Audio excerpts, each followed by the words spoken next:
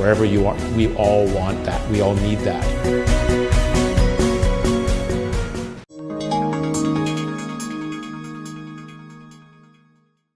One of the things well, at least I focus on is we also, a bit like GE, focus on talent. So we want to attract the best people we can find around the world, and that's a very important measure that I look at. So I always look at how popular are we or not with students, because if we're not, we're in trouble. And then what I look at is what happens to people that leave McKinsey, and most people leave McKinsey. It's the not so successful people like me that stay longer, right? A lot of the best people go. And right today, we have 450 McKinsey people that are CEOs of billion-dollar businesses. So there's no other, and this isn't meant to sound arrogant, there's no other organization on the planet that creates as many leaders. You can take the next 10 and they don't add up to it. So we actually think we're pretty good at creating leaders. And these are not in the US, they're all over the world. They're in South America, they're in China. So for us, the important thing is that we are able to grow leaders who are going to be successful when they leave McKinsey, and they're going to be in that market. And the true test of that is how many you have. So I feel that the important thing is we have to attract as much diverse talent as we can. And that's why in China it's very important that we have some fantastic Tsinghua grads that are doing terrifically well, including in the room here. And by the way, those graduates are now also helping us open up offices. One of the Tsinghua graduates has now opened up our Vancouver office. I was actually surprised when I showed up. There all of a sudden is someone from our Beijing office who's now opening up our Vancouver office. So when we meet the Premier of British Columbia, all the top executive team, there's a Chinese partner who's introducing how the firm works. Just quite imagine some of the Canadian guys, they're going, wow, I thought this person would be from Vancouver. We said, no, it's global. We're global, but obviously we're going to work with local talent. So again, it's this mix that we have to get right. And we don't always get it right. One of the things I worry about is, are we taking our own medicine when I think about Africa? Are we hiring enough people from Ethiopia and Nigeria and Angola that are going to allow us to be effective advisors in 10 years from now? Because it takes time to grow leaders. And I actually don't think we are. And that's where we need to make sure when we think about talent, and that's what organizations do, how you do it. Because companies want the combination. They want a global perspective where it comes from, and from people who understand the local context and can make it work. If you don't have both, you don't survive. Yeah. So you discussed Africa a lot tonight, and coming from the UK myself, I know that Africa has been managed at a distance in the recent past by the US and old colonial powers. Obviously, with the rise of Africa, China's already making a lot of inroads there, and actually African governments tend towards the Chinese model rather than a traditional Western democracy.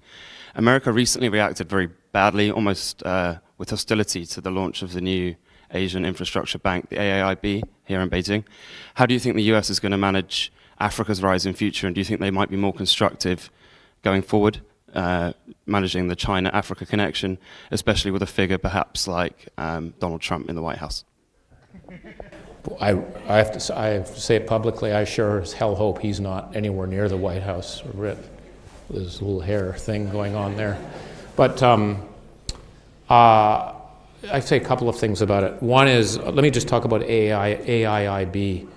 I am personally very excited by the AIIB and also the BRIC Bank, because it gets back to this competition point I mentioned. The Asian Development Bank and the World Bank are, extraordinary organizations in terms of the talent that they have, amazing talent.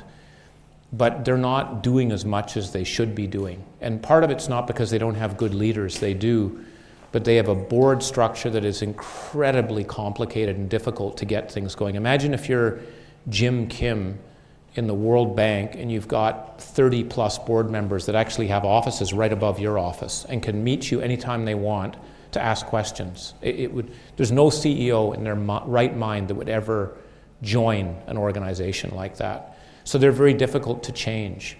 The one thing that's getting them to change is the AIIB and the BRIC Bank, because all of a sudden this institution has come out of nowhere with support from 57 countries in the case of the AIIB, with a board structure that's much more effective. It's not going to have thousands of people sitting around the place to drive it. It's going to have a very efficient board.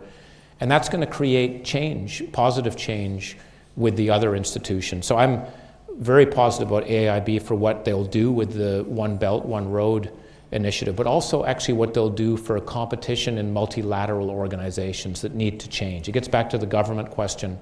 The IMF, the World Bank, the ADB, many of these organizations are not changing as fast as they should given how fast the world is moving, and they need to. And a bit of competition is going to make it better. So that's my point of view there. And I actually think the US will get around that and understand where that is. I don't want to speak on behalf of the US because I don't, but I just think people will get that. The other thing I'll just tell you on Africa, this may sound quite interesting. I actually chair President Obama's Africa Council, right? So he has set up a group with the Secretary of Commerce to figure out how to go after Africa. And a lot of that's driven by the success that China's had, to say we've ignored Africa for too long. This is a continent that is on the move, that's working well, and we should participate. I don't think it's a competitive thing. It's more a matter of how do American companies invest more and do more. So I think what you're going to see is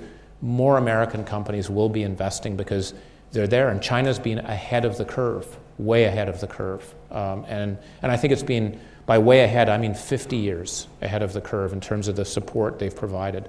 And I also think there's no better country in many respects to build infrastructure than China. If you're trying to build a railroad, you're trying to build roads, China's pretty damn good at doing that, right? And getting it done quickly. So that's a competitive advantage. And I think I think we're going to see changes on that front. I don't think it'll be seen as a competition. And I think we need so much more investment in Africa. China can't do it all.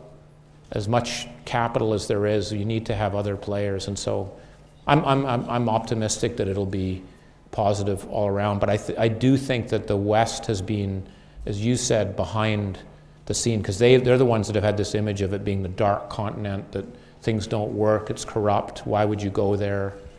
And I think China's been ahead of the curve, as is Korea, by the way. Very much ahead of everyone else.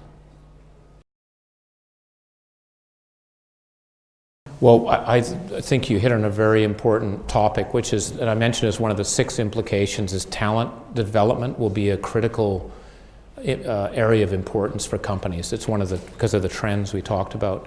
So I'll just give you an example. In McKinsey, our fastest growing budget item is training.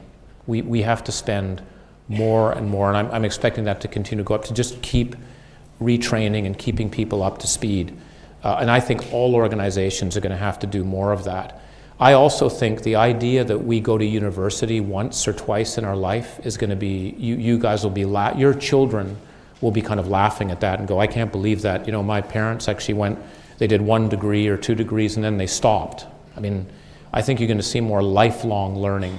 And that's why I think this digitization of education is key, the MOOCs that people are doing, where I could imagine you going back to university 3 or 4 times in your career before you're 80. It doesn't mean you go for 4 years or 2 years, you may go for 6 months or 6 weeks, but lifelong learning will be important, and it's important you have that in mind because you need to keep retraining yourself. And I think you'll look for organizations that will spend the money doing that. That'll be part of the attractiveness as an employee, not just what they pay you and what my job prospects will be, but how much are they committed to training me in moving ahead. So this HR talent management development is a really big area. I mean, as I said very briefly, the role of the CHRO, the Chief Human Resources Officer, is way underplayed compared to its importance. And we think, we've written in a Harvard Business Review article last month, it's Ram Charan, Dennis Carey, and myself, that the CHRO has to be part of what we call it the G3. That's the CEO, the CFO, and the CHRO, because this talent thing is so big. So long-winded way of saying, I think, talent is going to be absolutely critical. We have to spend more money, and you as a leader are going to have to think about your lifetime. When are the moments when I'm going to have to get retrained, and where am I going to do it? Is it going to be done in a university? Is it going to be done online? Is it going to be done in a company? Because if you don't keep up, you won't be relevant in terms of being able to continue to progress, and so the demands are going up.